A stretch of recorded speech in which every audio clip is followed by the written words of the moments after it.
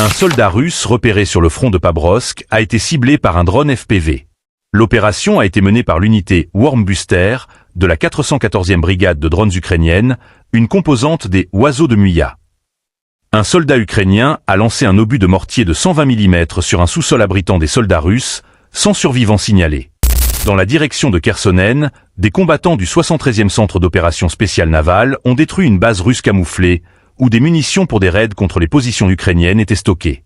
Tôt le matin, le renseignement ukrainien a détecté des signes d'activité à la périphérie d'un village, où les troupes russes occupaient une maison. Utilisant le couvert de logements civils, ils avaient dissimulé leur base. Pensant être en sécurité, ils n'étaient pas préparés à l'attaque. Les opérateurs ukrainiens ont préparé une frappe avec des drones FPV, configurés pour une précision maximale afin d'éviter des dommages collatéraux. Les drones ont frappé successivement la maison où étaient concentrés les soldats et les munitions. La première frappe a touché l'emplacement exact des soldats, provoquant une puissante explosion. Les troupes restantes, prises au dépourvu, ont tenté de se mettre à l'abri ou de fuir, mais une seconde frappe a visé leur position. La maison et le dépôt de munitions ont été réduits en ruines, avec des débris de munitions visibles dans les flammes. Environ 10 soldats russes ont été neutralisés et 3 autres gravement blessés. Dans la région d'Adivka, des soldats russes avançaient vers la ligne de front, montrant un manque notable de coordination et de discipline. Tout au long de l'été, un grand nombre de renforts russes fraîchement déployés sont arrivés sur le front ukrainien.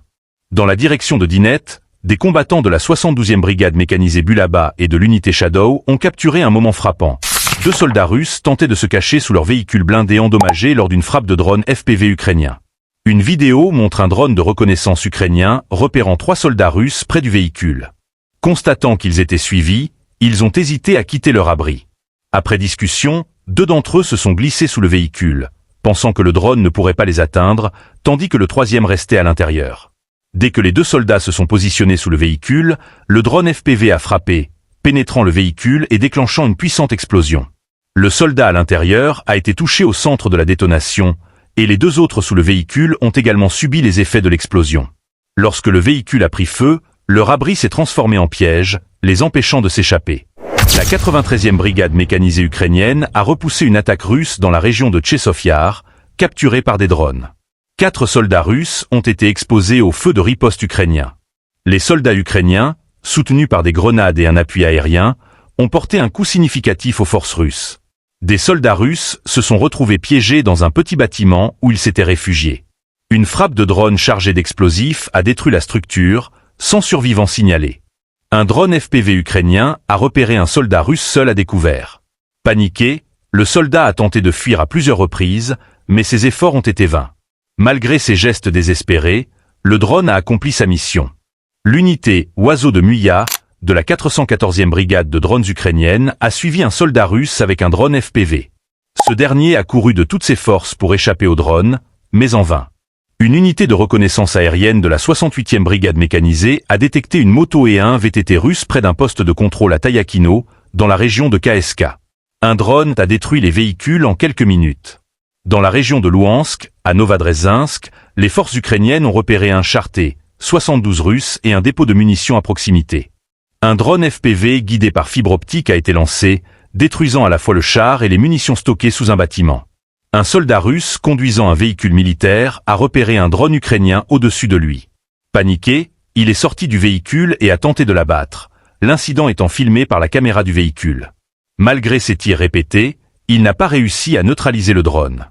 Cependant, le drone ukrainien ne l'a pas frappé, et le soldat s'en est sorti indemne, un cas rare. Les forces ukrainiennes de la 47e brigade mécanisée ont lancé une attaque audacieuse avec un char T-72 contre des positions russes dans la direction d'Avia. Sous le couvert de fumée et d'un appui d'artillerie, le char a avancé à travers un terrain découvert vers une position russe fortifiée. L'opération, menée de manière indépendante, s'est conclue sans dommage pour le char ukrainien. Dans la région de Det, les forces russes ont tenté d'avancer avec un char T-90M. Des drones FPV ukrainiens ont lancé une contre-opération, blessant les soldats russes sur le char. Sous la pression, le char et son équipage se sont repliés dans une forêt, mais les frappes successives des drones ont fini par détruire le véhicule, tuant 7 soldats. Les unités de reconnaissance de la 98e division aéroportée ont détecté un groupe d'assaut russe tentant de franchir la frontière près de Bakhma, avec des véhicules BMD, 3 Rakushka et des transporteurs blindés.